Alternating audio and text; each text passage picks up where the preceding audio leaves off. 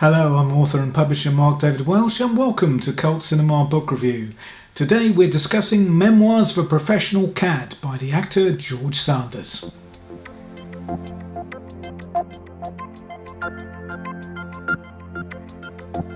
George Sanders was a character actor of Hollywood's golden age. His career in Tinseltown stretching all the way from 1936 through the dissolution of the studio system and beyond into the early 1970s.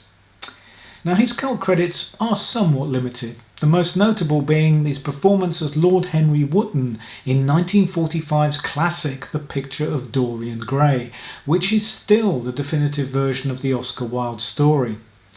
Like many other ageing performers from the studio era, his other brushes with horror and science fiction came late in his career. He tangled with alien kidnappers the Body Stealers in 1969, mastermind Sue Maru in Jess Franco's The Girl from Rio in the same year, and appeared as a Navy admiral in the eco-thriller Doomwatch in 1972. His last picture was the batshit crazy Psychomania, a film which really has to be seen to be believed. Sanders was born in St. Petersburg, Russia in 1906 into a well-off family with Scottish ancestry. He was at school in England when the revolution happened, but his parents were forced to flee the country and all their possessions and assets were seized, never to be returned. After leaving school, Sanders ended up working for various cigarette companies in South America, but his career came to a sudden and rather ignominious end after a drunken duel with pistols, in which he shot the husband of a woman he had been spending a little time with. As a result, he was not just fired from his job, but deported from the entire continent. Back in England, he drifted into acting via getting to know a girl at an advertising agency where he worked, who just turned out to be future Oscar winner Greer Garson. A few British films and a contract with the Source studio followed before he headed for Hollywood after said studio burned down in a fire. Through friends, he landed a speaking part in the Tyrone Power vehicle Lloyd's of London, and his career was off and running. It wasn't too long before he became typed as an aristocrat, usually a rotter, and almost always armed with a sharp tongue and a sarcastic put-down for every occasion. At one stage, movie mogul Louis B. Mayer wanted to turn him into a romantic leading man, but Sanders preferred working with a telescope in his back garden than attending a lunch to discuss it, and the opportunity was lost. Over to the book now and some quotes from Sanders. Quote, "The driving force of my life has always been laziness. To practice this in reasonable comfort, I have even been prepared from time to time to work." End quote. Quote, "Acting is like roller skating. Once you know how to do it, it is neither stimulating nor exciting." End quote. Quote, "I have had since the beginning a profound sense of unreality about my newly acquired profession, which the atmosphere of Hollywood has done nothing to dispel. I never really thought I would make the grade, and let's face it, I haven't." End quote. Quote, "For myself, I am content with mediocrity, and I defy any producer to send me a good script.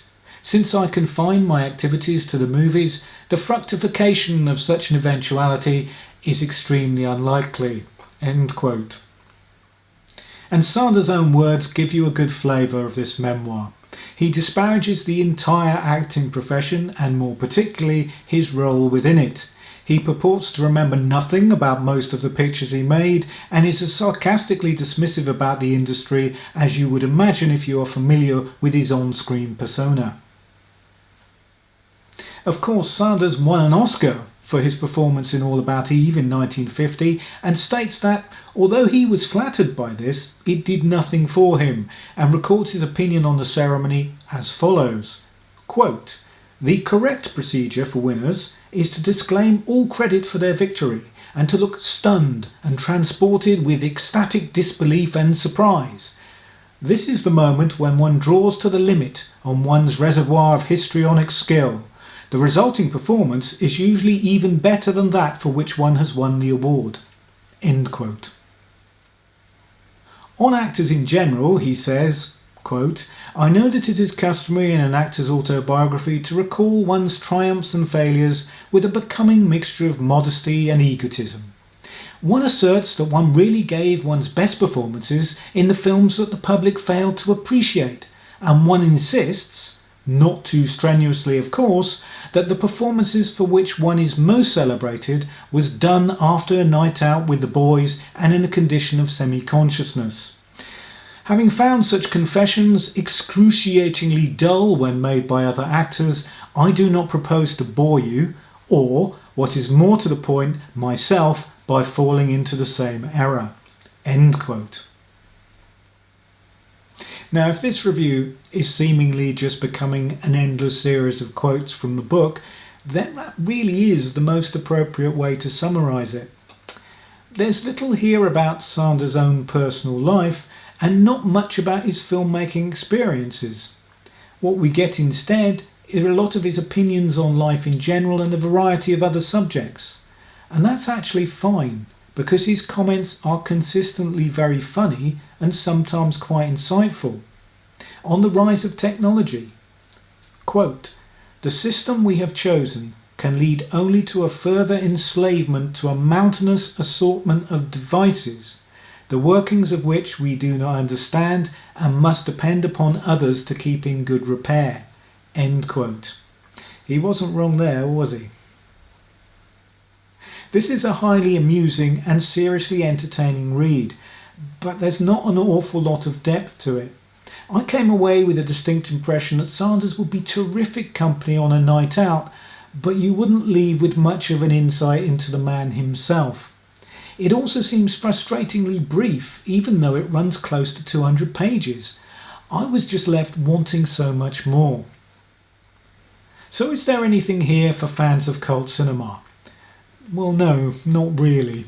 He never mentions the picture of Dorian Gray once, and all his other cult credits were gained in movies made several years after the book was written and published in 1960, so we never find out his opinions on any of those.